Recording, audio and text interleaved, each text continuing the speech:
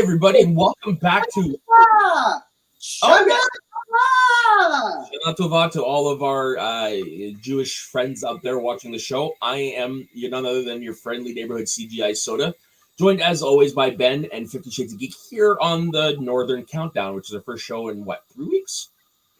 Yeah, more. Yeah, I forget they're in the one where we go back and watch old movies, right? No, this is the one where you thread the same. That's the one where we talk about Doctor Who, right? That's the Doctor Who show? This is the wrestling show, and I suckered you guys in. Oh, yeah. In that case, Get back in here. No, this is, of course, the Northern Countdown, and today we are counting down our top 5 CGI moments. What exactly is it, 50? CGI effects, I think, was the prompt I was given. Okay. Yeah. But before we go into this, I just want to talk to these two don't know about this, but I just was reminded of this on Twitter. This actually kind of ties into the whole CGI thing because it has to do with Star Wars. But yesterday, James Earl Jones has confirmed that after 45 years, he is retiring as voicing Darth Vader. Let's think of that. That's wow, 45 years. You know Not surprising, but I'm going to miss him. I'm going to miss him. You know what I have to say to that? What? Long live the king. Amen, man. Long live Mufasa. Long live Darth Vader. James Earl Jones will go down as indelibly one of the biggest pop culture icons of all time, just based on those two characters alone. Well, let me ask you guys something. Because he's so iconic. What are the chances he gets an honorary Oscar? Oh, he's gonna get it. No doubt. He's gonna get it. He should. Yeah, he should. Not just for Darth Vader, not just for Mufasa, but for playing Terrence Mann in Field of Dreams, for all the great work he did on stage as Othello and stuff like that. Like, the dude has a great career. He deserves to be honored. Look, 60 minutes. And I mean, just think about the impact this guy had on nerd culture. If we'd have kept David Prowse's voice for Darth Vader, it wouldn't have worked. Have you ever heard him? He sounds like Rick Moranis in Space Mode. Yeah, it's not good. Bring me the passengers. I want to be live. Pretty much. That's what it sounds like. Yeah.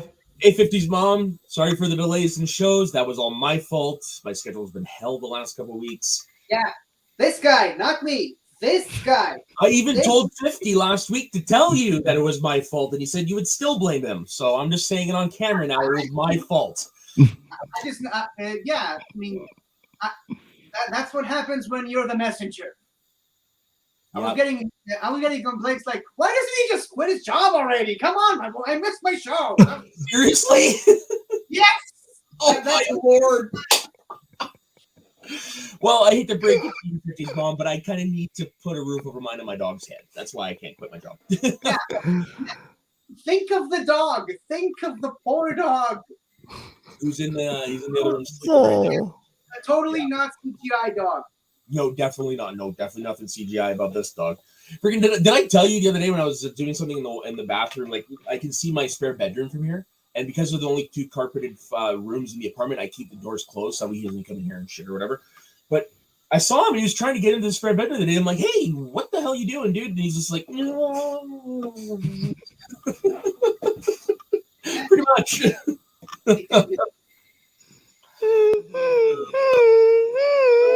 50, would you mind kicking off the list? So today's topic, as chosen by our beloved guest, my mom. That's usually me. The topic that we chose for today is top 5 best CGI effects in both TV and movies.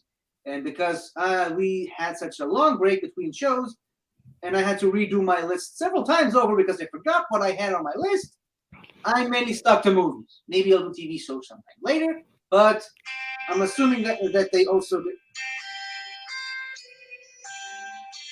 Be right back. What was that all about? Please tell me that was his mother.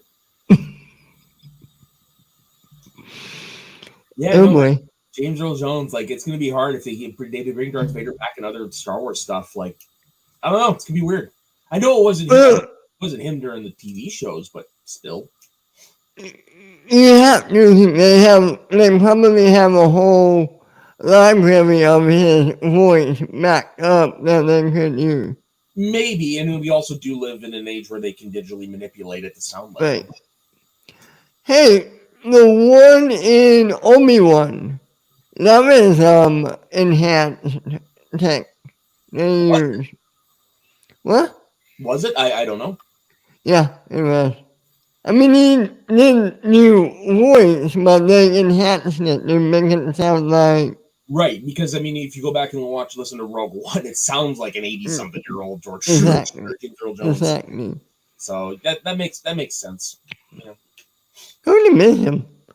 I was worried when you brought his name up. I thought you were going to say the rest. No. If that had happened, I'm sure you would have heard about it before we started the show. Okay, No, that was my mom. I thought so. Apparently, there's an echo. And yeah, that's usually from me. Give me a second. I'll cop out and I'll come back in. yeah, they put the phone up to the speakers. You can everything that we're saying, we can hear it twice. So I don't know what.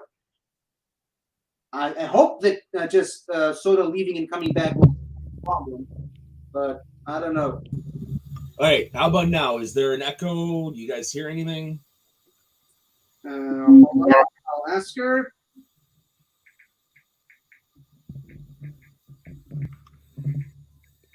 Live TV folks, gotta love it.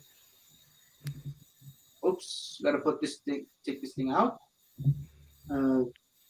It's a good thing we're talking about CGI, not sound effects. Right? Right? Because Foley artists. Actually, I got into the Vancouver Film School to go sound, but I never went. apparently it's the same. I don't know what.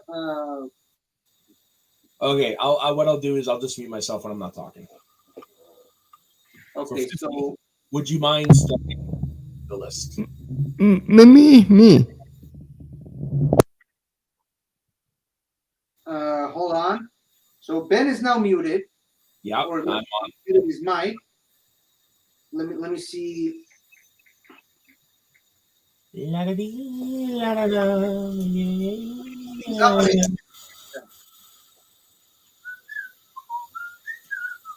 can probably talk just to see if there's still an echo. Yeah, that's what I'm trying to do. That's why I'm whistling and all that stuff. Ugh. You're typing. Oh, please be good news. I really don't want to stop the show and start all over. That'll be stupid. Let's not. Okay, let's just proceed. I'll just mute my mic. How about if we're not talking, we mute our mics? Okay, so I'm the only one talking now. Yeah, so you start off the list, 50.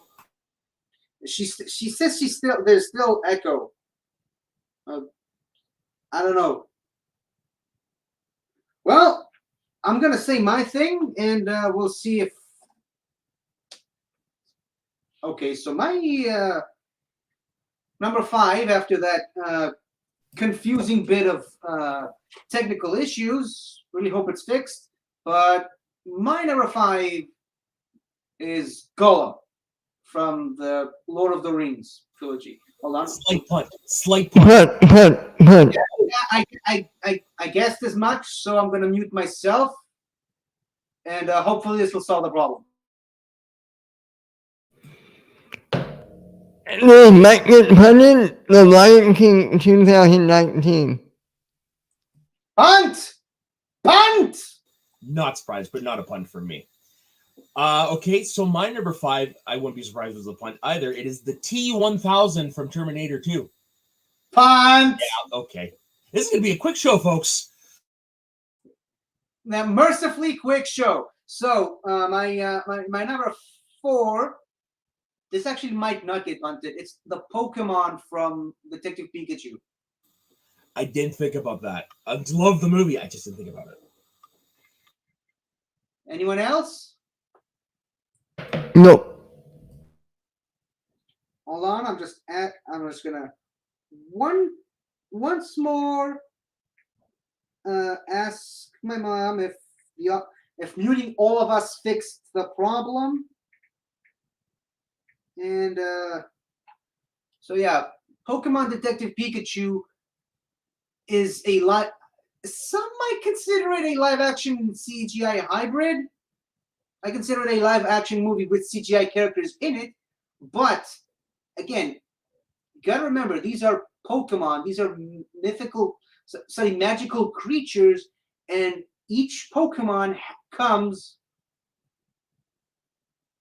Yeah, each Pokemon has their own texture and their own sort of different colors for the skin, for scales, fur, feathers, foliage on some of them, and the fact that the filmmakers were able to make each Pokemon look unique. You can definitely tell the difference between the more fuzzy Pokemon and the more, shall we say, fish-like Pokemon, and the more dragon-y, dinosaur-esque Pokemon.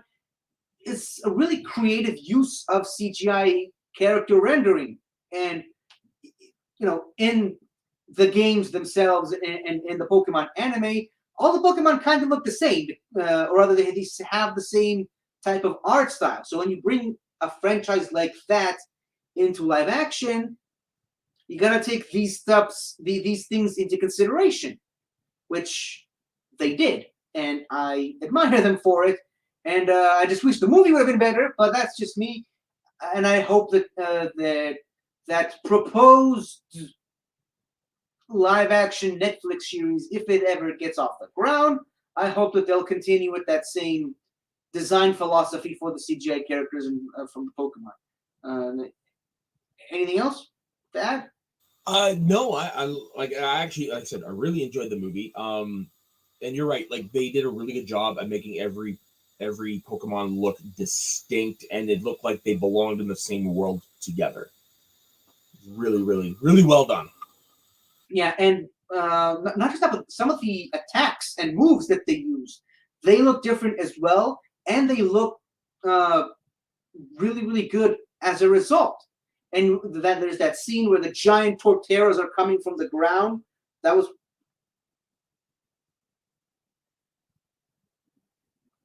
Oh, so it's always easier to blame it on the people making the show. Okay, I get it. So now we can unmute ourselves, Ben. Thank you for your clarification. But, yeah, CGI Snorlax falling asleep in the middle of the road and the Machamp directing the traffic was great. So, it was great, and then of course you got the Pokemon fight pits. Yeah. Oh yeah, and the cage fight, Gengar looks incredible. I mean, it's a ghost type, and they actually made it look like a ghost, a proper ghost poison type. I love the scales on the ground type, and how they made. Again, these are some Pokemon are just lizard-like, but they have different types of scales because of their different types, like Lickitung and Cubone in that movie. And CGA was great, and I'm just adding fluff to my picks. I do have a question. Which movie would you say is better, this or Sonic? Oh, hands down, Sonic 2. Sonic was the better movie overall. And Sonic 2 was better. It's my favorite movie of the year so far. Mine too. Wow. I don't know if it's my favorite movie of the year, but it's definitely top 5. And it's easily my favorite video game movie. Yeah, me too. Same. Yeah. I can't wait till my 4K copy of Sonic 2 comes in this week. I got it for $17 on Amazon. It's right. 35 normally. Right. People are already making fake fan trailers for Sonic 3 already. Oh, I can't. Movie hasn't even begun production yet, and people are already hyped for it. Yeah, That's how. I can't wait. This is from a guy who doesn't know anything about Shadow the Hedgehog. So let me ask you guys a question.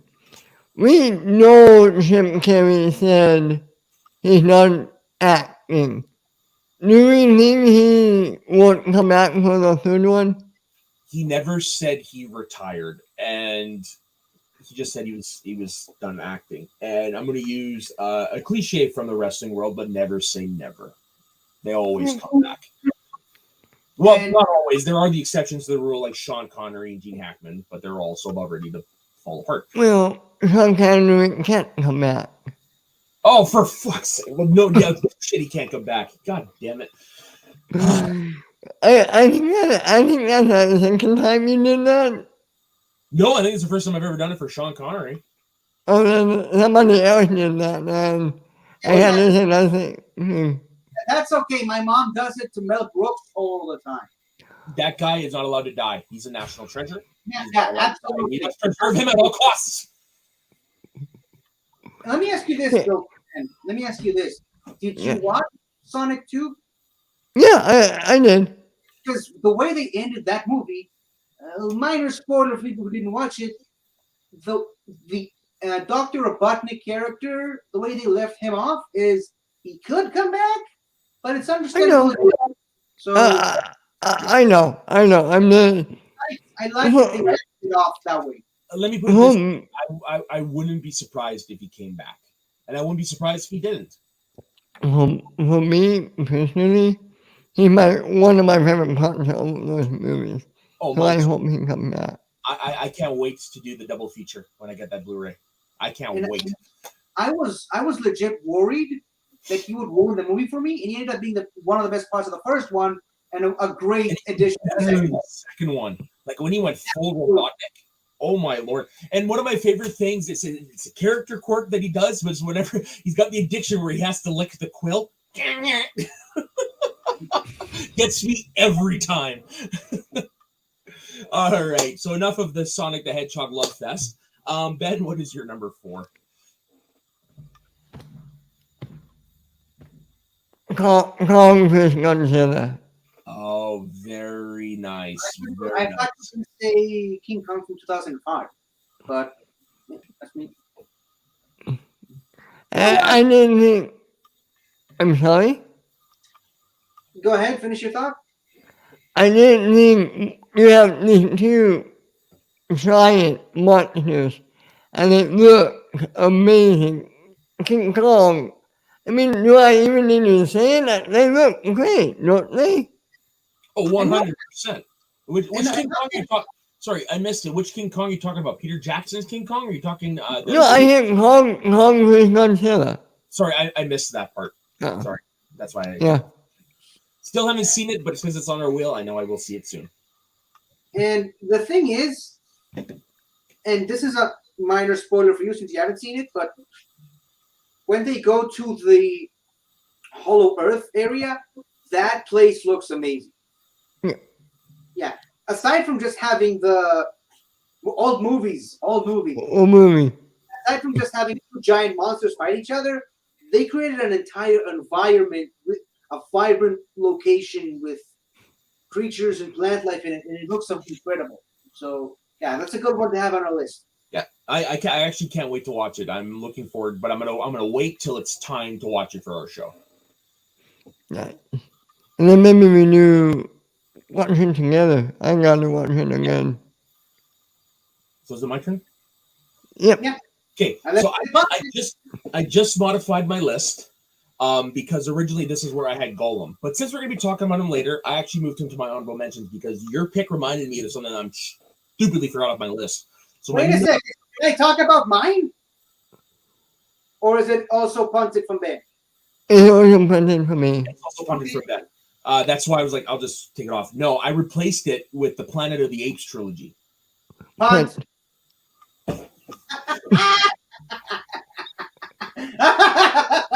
All right, funny boys. So we're back to me. If any of my next 3 get punted, I'm gonna be. Damn it! Actually, I can guarantee you, my number 2 will never be punted.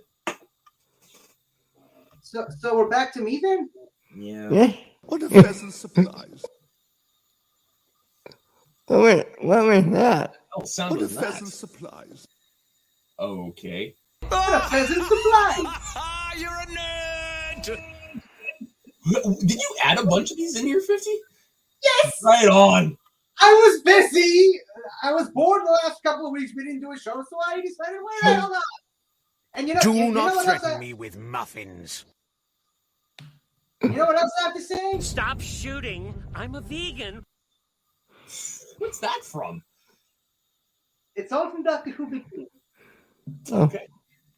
Oh, okay. Okay, that makes sense. Okay. All right. So, 50. What is your number 3? Now that we're done playing with the new toys I brought to the toy box, Hmm. my number 3 is the pun from earlier. It's The Lion King 2019. Very nice. Yeah. Came out the same year as Detective Pikachu. I'm sensing a pattern with my CGI picks. But say what you will about that movie, and please do. They look like real lions. The environment looks like an actual savanna. The warthog looks like a real warthog. The meerkat really reminded me of my late dog Sandy, and it's a meerkat. All the water stuff, the ants, the opening scene, the bird's eye view from Zazu, all the Rafiki stuff, everything, it's entirely CGI. No matter which way you want to slice it. Again, say what you will about the movie, and Lord knows, Ben knows some people who have some thoughts about that movie, Yes, I do. but it's a CGI masterpiece. And it's going to set the record for set the standard for a lot of other CGI movies to come. Yeah, there's no argument for me here. Like we had this discussion, what was it, last year, and I've rewatched it. Like you convinced me it's a better movie than I thought, and I agree with you 100% that about how realistic and well done it is. I actually almost included The Jungle Book on my list for those reasons. That would have been a good one. The thing is, the Jungle Book movie, the live action one, that movie crawled that movie walked so that the Lion King movie could fly. Exactly. That movie did not have that movie now. One of the biggest complaints I hear about the Lion King, they made it too realistic. Everyone wanted them to look more like, they wanted more emotion on the animals' faces. You know what But, go ahead, finish. but that's not what Disney was going for. Disney wanted a National Geographic looking movie, and my God, they did it perfectly. Oh yeah, And totally.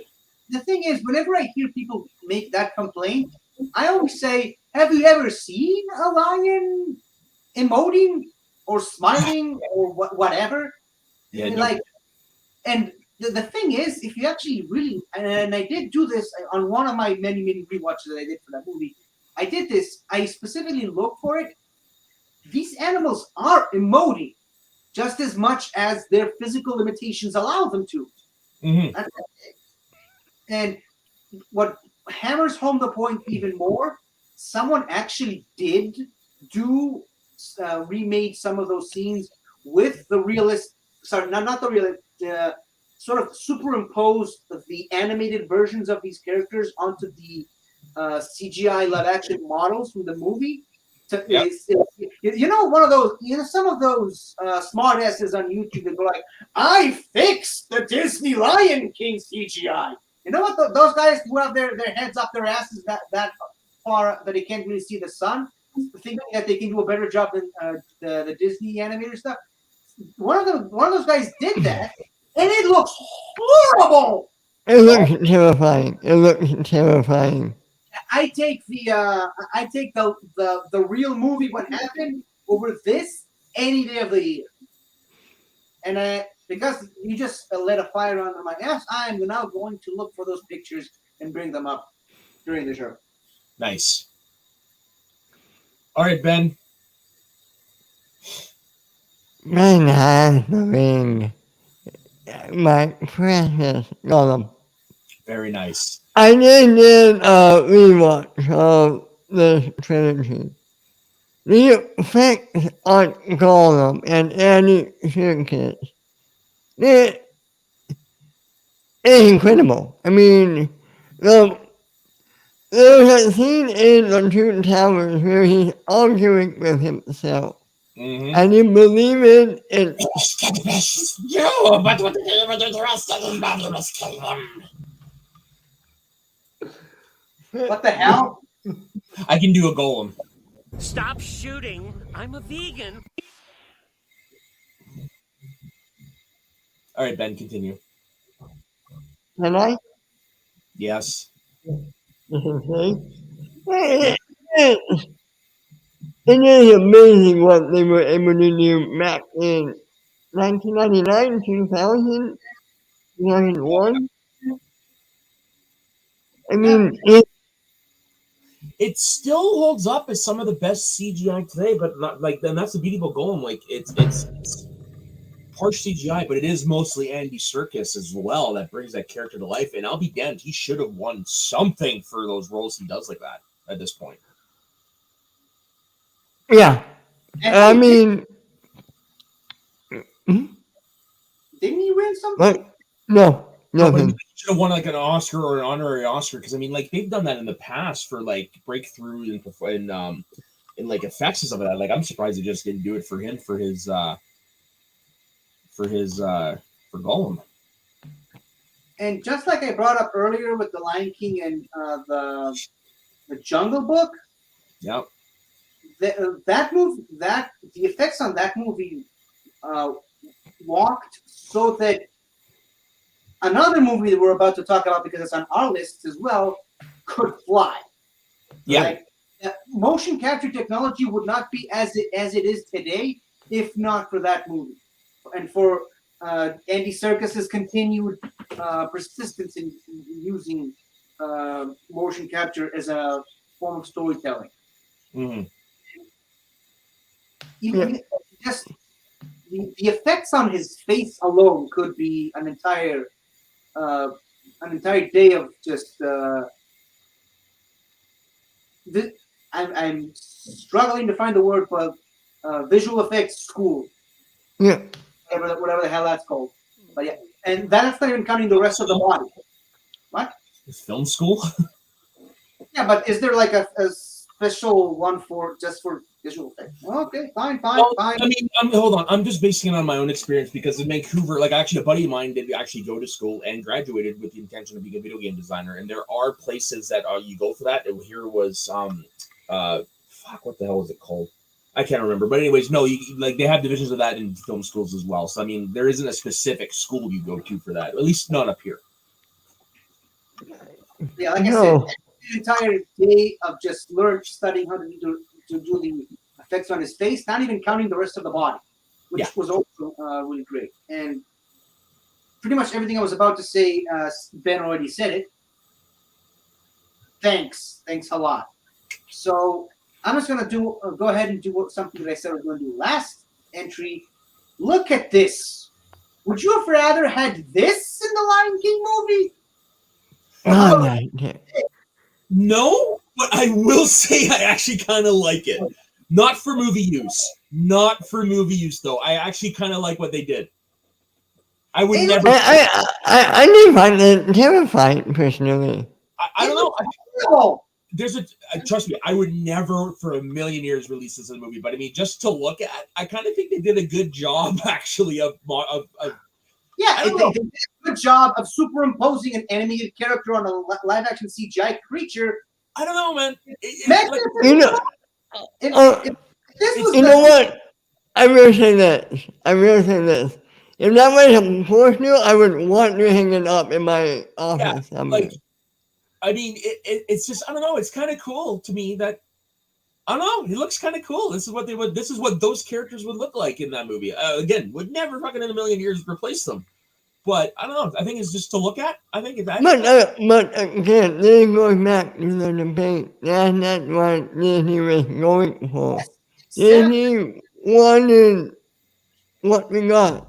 And the thing is, again, it's another one of those complaints that I heard people say about it is there's no excuse for not having these creatures when you have characters like the people from Pokemon or Sonic or Rocket Raccoon. And again, people, these are not like realistic creatures. They are fantasy sci-fi characters. They're not supposed to look realistic. These guys are. So I don't know. That movie just raises a whole lot of conversation unwanted conversations that we should really just move on. And yes, thank you. Thank you. We now know what that is called. Thank you. Visual design class. That's the word I was looking for. Thank you, 50s mom. Thank you. Whose turn is it? The hell? I mean, who did it? Was Golem. So it's my turn now. Yeah. If this gets punted, no, for my up yours. For my number 3, I'm actually taking the entire third act of Spider-Man: No Way Home. Well, 50, that entire fight scene on the Statue of Liberty, it's all CGI. Obviously, all their powers are CGI. You got some pretty great CGI fights in there. Yeah, but it's a great fight. I'll give you that. CGI effects wise, it's all stuff we've seen before in other movies from the same character. You're right, but now we're seeing 3 different universes all in one. And this is, to me, I fucking loved it. I thought it was cool. I thought it was great that they were able to manage to bring all these different things from different eras and reimagine them with modern CGI. I freaking just loved it. The only thing that I would say did not work as well as it did originally with the Sandman. I agree with you on that one. Yes, the Sandman was better in 3, but I'd say like as an overall thing. I agree. I agree with you. I had to listen to it this way, and this is very PC. I had to cross my legs in the theater. The thing is, like you said, the lizard character, the design of the character was the character from the Amazing Spider-Man, which is different from the visual design of the MCU. And the Doc Ock stuff and the Sandman stuff were visually designed in the first Spider-Man, and they were able to render it in the MCU movie and make them look distinct. So yeah, on that note, I'll say this. That's why I was putting on there. Like that's where my list comes from, is the technological stuff. So yeah. You're a nerd. But I mean, like for CGI, like this was pretty darn good. Seeing suspicion, none of you would have it on your list. The on Dr. Ock were great. Oh yeah. Especially when they sort of got infected by Spider-Man's suit. That was great. What is and this? Come on. And of the 3 of us, tell me, who did not cry or tear up when Andrew caught MJ? I did. I did, but what if that guy? But you know what? It didn't clue into me the first time I watched it because I was just so into the movie. It like I was like, oh cool, he caught her, but it didn't clue into me that it was a callback to the very beginning. Because like I said, I was just so into the movie at that point. I always said No Way Home. Not only does it close out this trilogy perfectly, it closes out all the Spider-Man movies brilliantly. It really isn't ending to the first 3 versions of Spider-Man. Yeah. And to me, that's what makes it the best Spider-Man movie ever. And here's why I disagree with some of what you said, is that in the same way that Andrew Garfield caught MJ, I think Tobey Maguire's Spider-Man should have been the one to save Ned instead of the magical. I get that there's some connection there between him and the cloak, but just in the same way that Andrew Garfield's Spider-Man wasn't able to save Gwen, so they made up for him in this movie by saving MJ. They should have done the same thing for Tobey, not being able to save his friend Harry Osborn by saving Ned Leeds. That would have made the movie a lot better for me. And plus the end fight between him and Tom Holland and the Goblin, I think it could have been done better. But that's just... I love that fight. It would have I been good. love that fight too. I never said it's bad. I thought it could have been done better. That's all I'm gonna say. That's a much larger conversation to have. My only Okay. my only drawback to what you suggested, because I actually do like it, is that I don't think people would include into the best friend connection as much as they did with the love interest. Because that one was a pretty on the nose. I think it would have been. It would like I don't know. I think it would have been. I don't think many people would have gone there, but it doesn't mean I wouldn't be cool because I probably would have gone there. But That's why I still would die on that hill if I have to, because the Gwen Stacy thing and MJ, that was on the nose. That one wasn't. It was only something that if you that clue into it, you would pick up on. fair. Well, That one was much more subtle. I was going to say something, but that wouldn't make sense. So, never mind. All right, 50. You're number 2. Oh yeah, right. We're back to me. So mine is the pun from earlier. It's the apes from the new Planet of the Apes trilogy. Yeah. That's my number 2 also. Cool. So we yeah. can talk about that. So, like we said earlier, Gollum walked so these apes can ride horses, Right. essentially.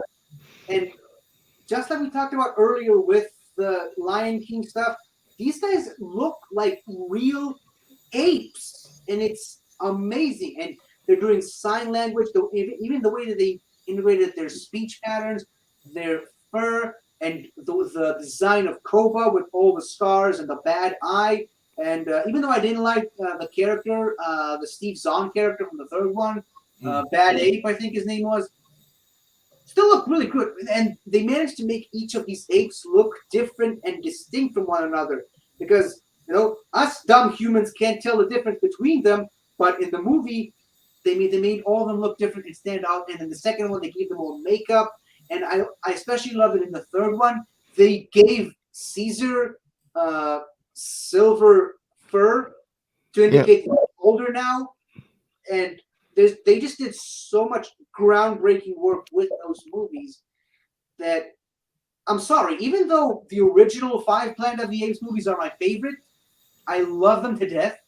And yes, even the second one, but and the fifth one, I love them dearly. They could not do in those movies what they did in that one, and that's why I always make the argument: you can do stuff with CGI that you just cannot do with practical. If you compare the way the apes look like in that movie and the new ones, and hell, even the Tim Burton one, the CGI versions are head and shoulders above the other ape design. True.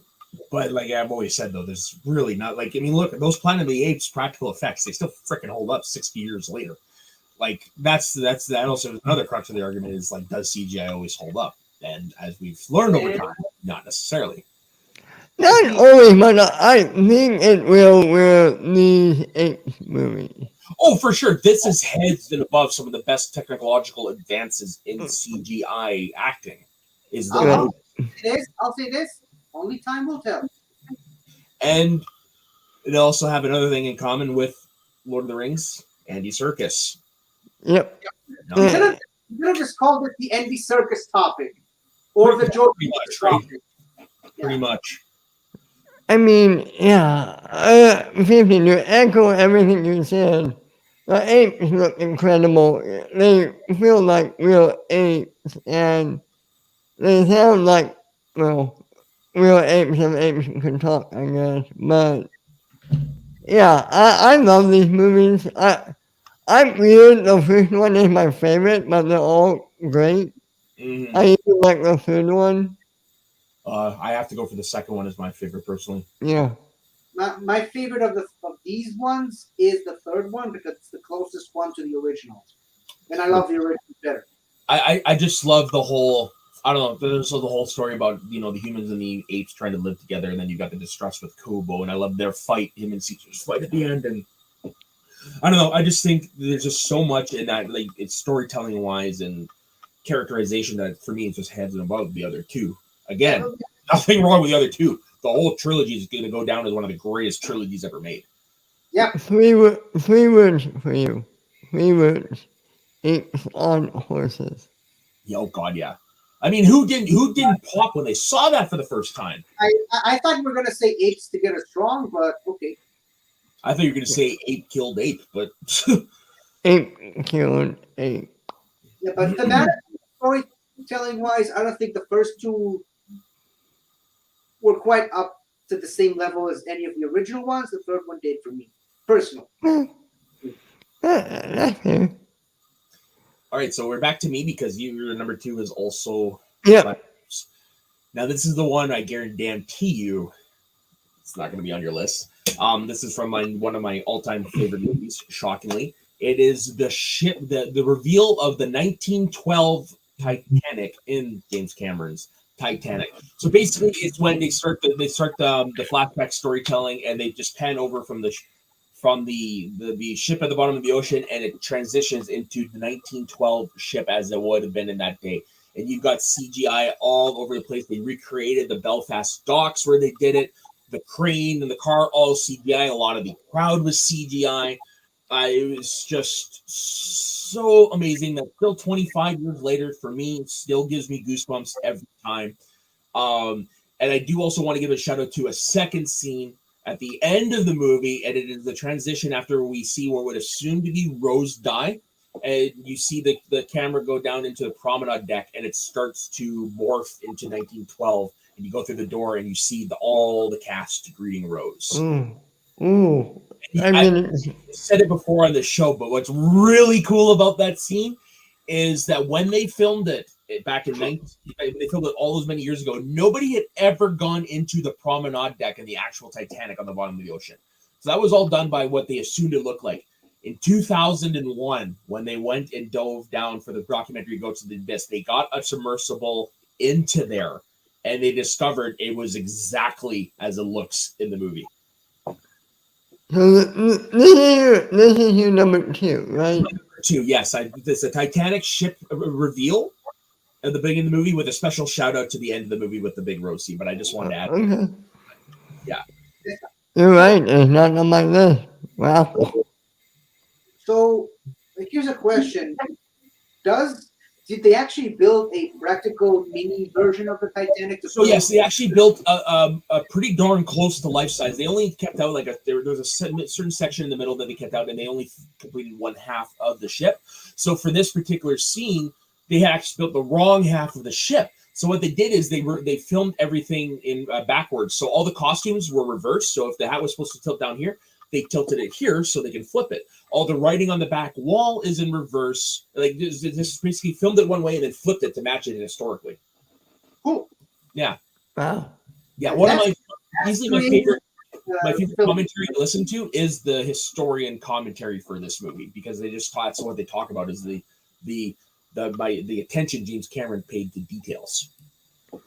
There's the one thing you can never take away from Cameron. He is so meticulous about everything he does. Right. Which is why I'm actually looking forward to Avatar 2. That's why he only makes a movie every 10 years, Yeah. and it makes $1 billion.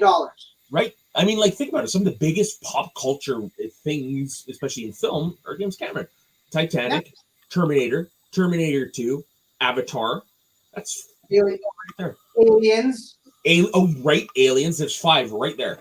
Abyss. The Abyss. The Abyss, yeah, not as big, but I would definitely throw it in there, and I would even say True Lies as well. I was going to say, okay, it's True Lies. Yeah. For a second, I thought it was Total Recall, but no, it's True Lies. True Lies. Yeah. All right. Yes.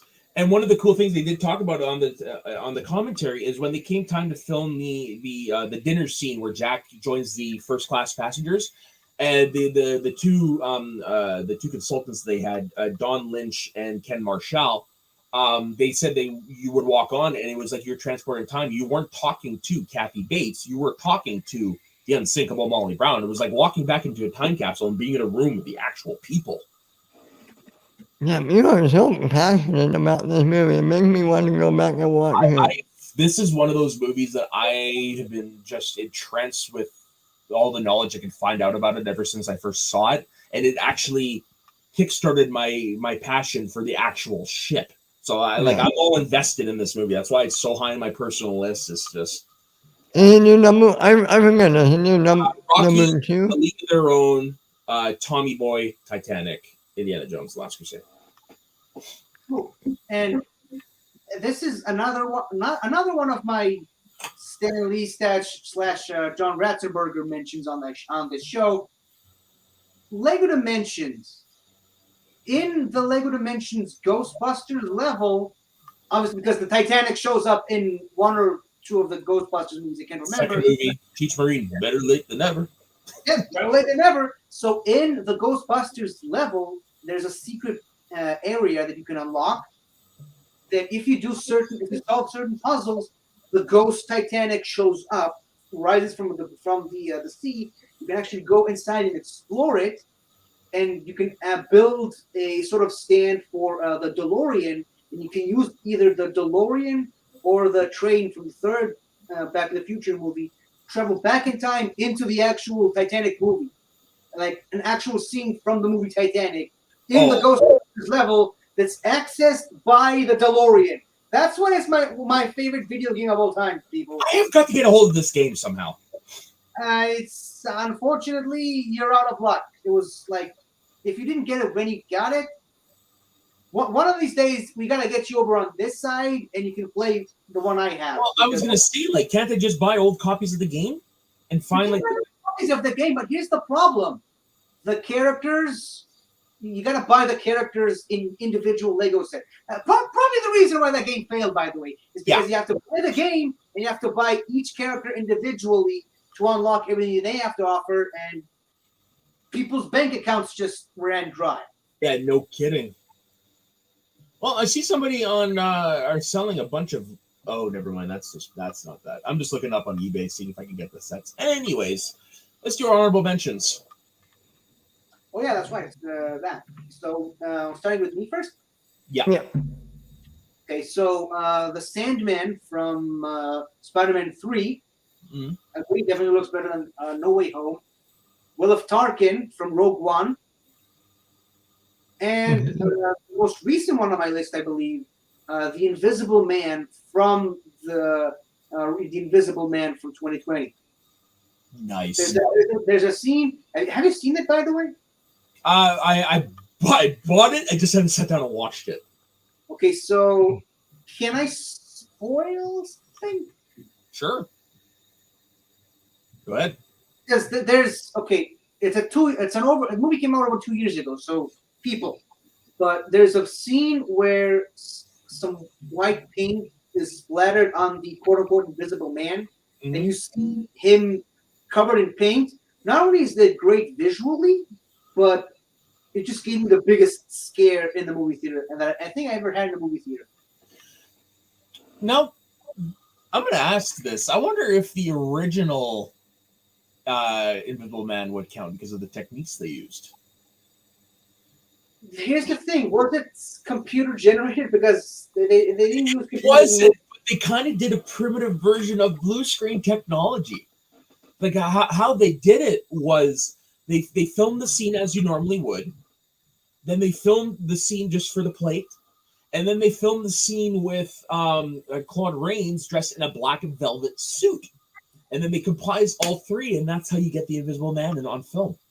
Yeah, but that's movie editing. That's not CGI. Still pretty cool. It's cool. It's great. And as Raiko very accurately mentioned a few weeks ago on my show, Ben can now do that whenever he wants to. No, that is true. Yeah. Did you see that episode that we did with Ben sent me screenshots. He sent me screenshots of them. So yeah, I've seen the trailer. Best line of that night was Snark saying that Ben needs to introduce his parents at the under the sea dancer, and that's it for him. Nice. Very nice. All right, we should do our honorable mentions now. Yes. Sorry. Again, sorry. All good. Well, that went 50, so it's mine turn, right? Yeah. Thanos and Sonic. Okay, mine was just Gollum. Okay. So, number one? Yep. The T-1000 from Terminator 2. Naturally. And the reason it's my number one, because the apes were my number one for the longest time. But then I thought about it. Thing is, that movie's from '92. It's older than me, and it still looks amazing. This is one of those cases where CGI holds up in magnificent ways. And again, it proves my point. You could not have done some of those scenes with practical effects, and the CGI on this rare occasion does hold up, and it still looks like it could have been made today. So how is this not everyone's number one? It's beyond me. I'm going to interject with, if you guys actually want to watch, learn about that, go watch the documentary on Disney Plus on Industrial Light and Magic called Light and Magic. They actually touch on this because it was ILM that did these effects. I highly recommend people go watch that. Like it's still, there's a reason this is still considered the greatest action movie of all time. This is one of them. Right? Yeah. Yeah. And you know what I have to say to that, Soda?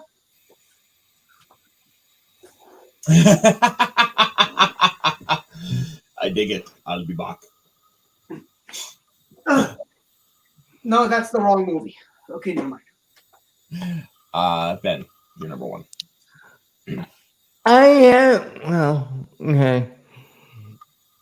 I really not my favorite movie, but it can't argue about the results. Avatar. 2009 Avatar. That makes sense. Listen, I don't like the story. The story's been played out. But it's a movie where if you put it, I've been thinking about this the other day. Everybody just says it. You have to see it in the video. It's amazing. You get transported to the planet. You feel the wind. You feel the water. You feel like you're there. Yeah. I might just do this experiment. I'm going to try muting the movie because, let's be honest, talking about Avatar, the story doesn't matter. The story does not matter for this movie. It's like watching a 3-hour live painting or something. It's beautiful. Yeah. No, I Avatar. agree. Like, this is still one of my favorite movies I've ever seen in theater. In 3D, no doubt, and I don't say that often. I can't like I'm honest when I say this. I legit can't wait to see Avatar 2 after seeing the trailers. And I actually will sit down and for the first time in 15 years watch the first Avatar before I go see it. Yeah, me too. I'm not looking forward to it, but I will too. Theaters anyways. And here's the main thing, that because Avatar blew everyone away when it first happened, the main question is everything that we saw in the first one is going to be in the second one. How could they possibly top it? You can damn well bet your ass that James Cameron has something up his sleeve that he's not. Because most of this movie takes place underwater, you know he's going to blow our minds. Absolutely. Did you hear what happened? Did you hear what happened with Cameron and Fox when he was making this movie? Yeah. I didn't. So this came out this week or something like that. Basically, when he was doing Avatar, the studio wanted him to cut out a few things and shorten it down. He's just like, I made Titanic. That paid for this whole thing. They just, okay, go ahead. Such a baller move. I mean, for all this. Fuck you. In other words, Do not threaten me with muffins. There you go. Do you know the Muffin Man? The Muffin Man? Yeah, the Muffin Man. he's down on Drewy Lane. I love that movie. That is a movie where CGI does not hold up. Have you guys watched the first Shrek anytime recently? No. Me too. I watched the first three. The third one is I haven't gone to rewatch the fourth one, but the third one, that's when the CGI really does kick up, and is in my opinion the worst of the three, the worst of the four. For me, it's number 2 is the best, but the CGI in that first movie, it really looks like an old 1990s video game. How about Toy Story 1? Another one, I think. That's the same boat. The graphics do not hold up, but that's because that was in the early days of days of It's the opposite. It's the opposite of Avatar, where the story's so phenomenal. Right. Dated CGI. Yeah.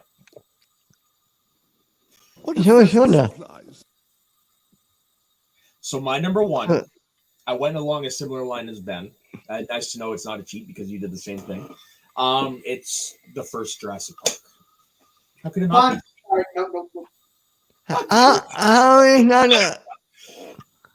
What did I do? You did all of Avatar. I did all of Jurassic Park thinking it was a cheat. So I said you did it, so it's not a cheat. Oh. Yeah. No. Mine is the first Jurassic Park. Like, how could it not be? Anybody who knows me knows the affinity I have for this.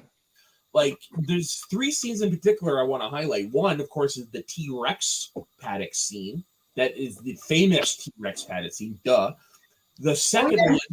That's the one where the T-Rex was at the same level as where the cars are when he's attacking, and when they actually go inside the paddock, there's like a 50-foot drop, and it's the biggest continuity mishap in movie history.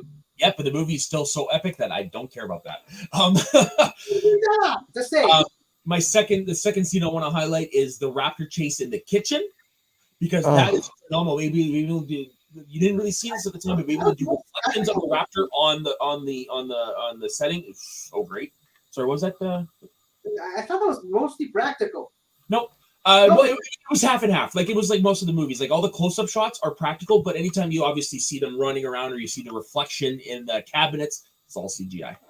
Oh yeah, because I remember, because if you actually watch when they enter the kitchen, one of the animatronics sort of failed, and you can see the hand of the operator shoving it in the right direction.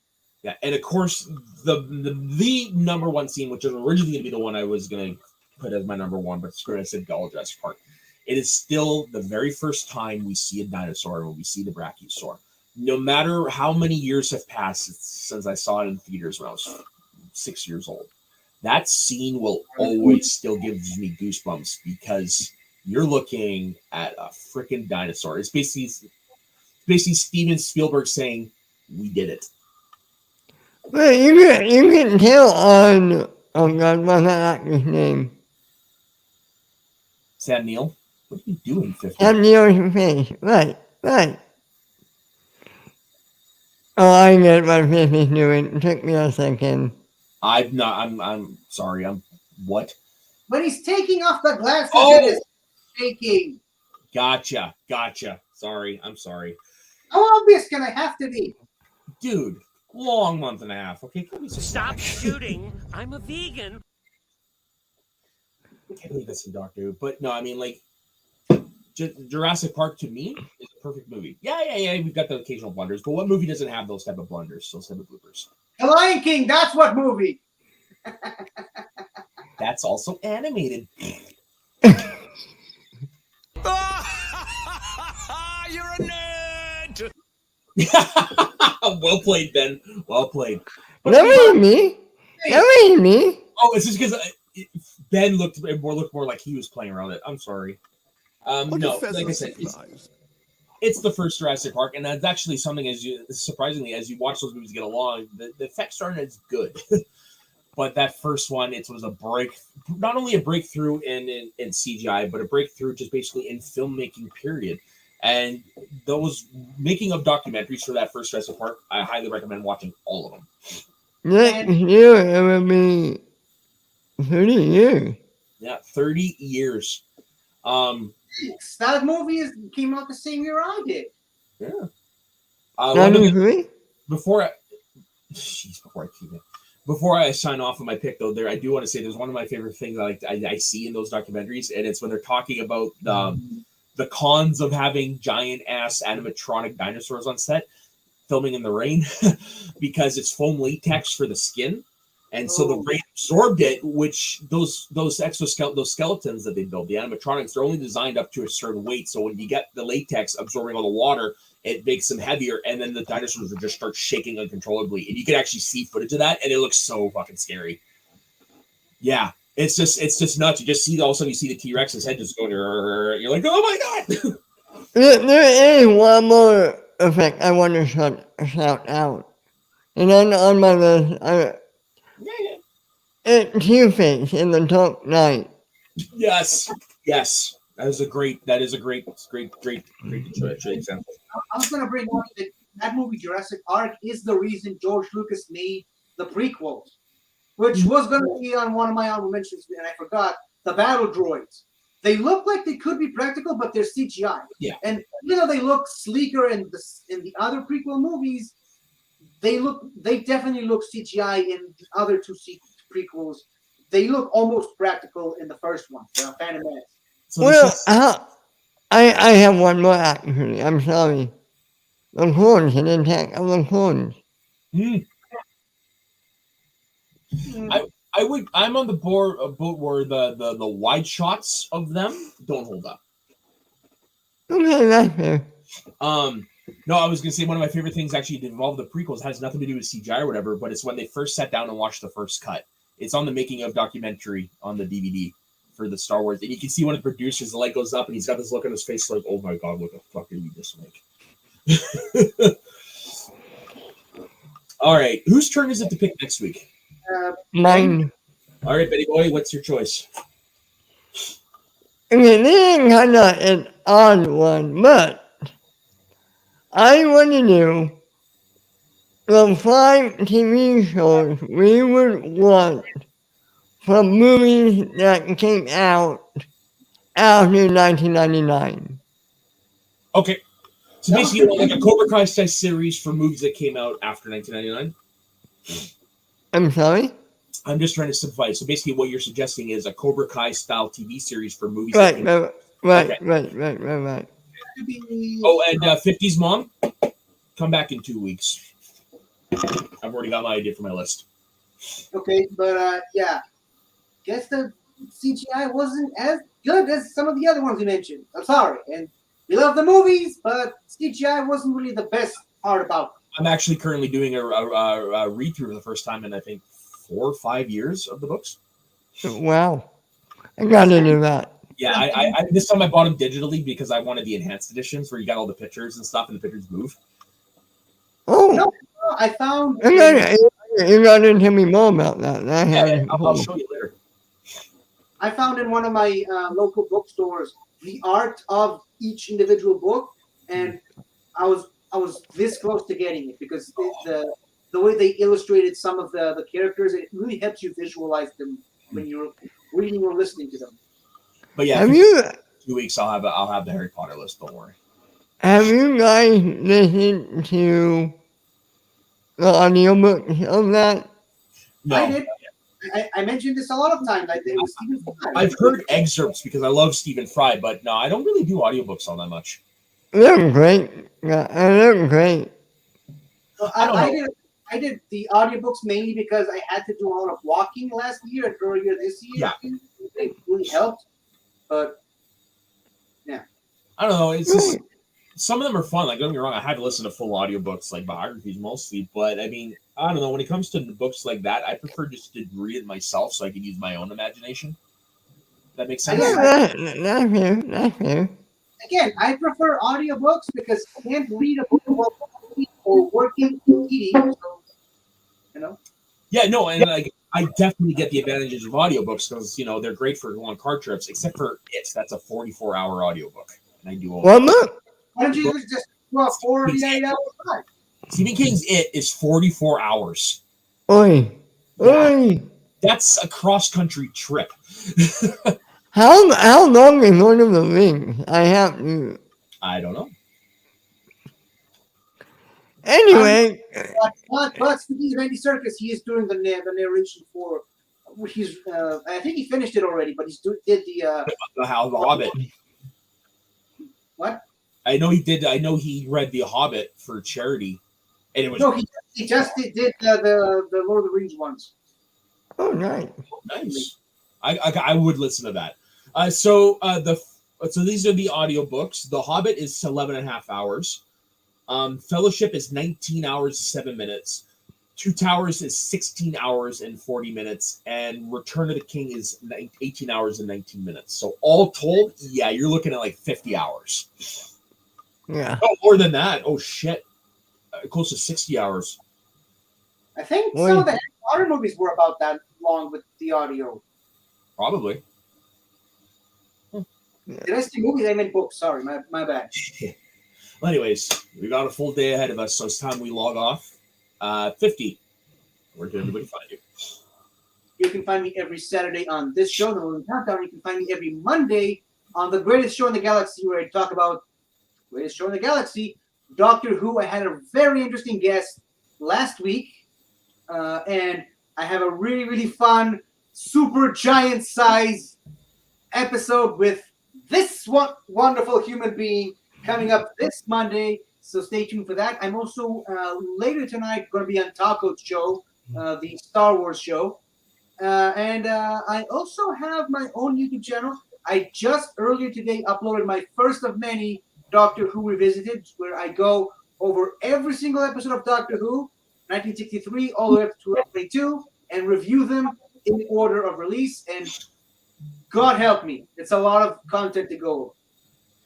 So I got to ask, after all his years of resisting, how the hell did you get Taco on? I'm a very persuasive person. You pestered him, didn't you? No, I just asked him and he's like, shoot, okay, fine.